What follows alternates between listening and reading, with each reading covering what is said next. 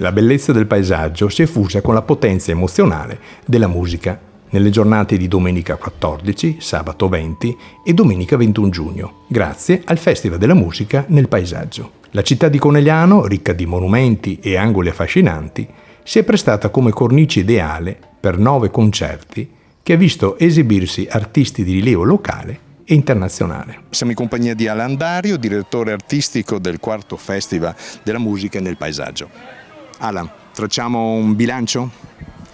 Un festival dal nostro punto di vista riuscito, bellissimo, abbiamo avuto una serie di concerti strepitosi, seguitissimi, un pubblico entusiasta che ha apprezzato la proposta artistico-musicale di quest'anno.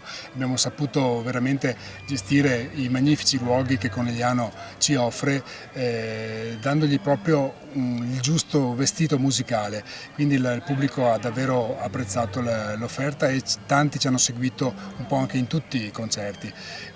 Concerto che abbiamo fatto anche l'alba nel castello, dietro la torre che vedete qui dove siamo ora, e si concluderanno poi invece nel piazzale del castello, si è concluso con il concerto di Rafael Gualazzi e l'orchestra dell'Accademia Musicale Naonis, un bellissimo evento che ci ha riempito di soddisfazione.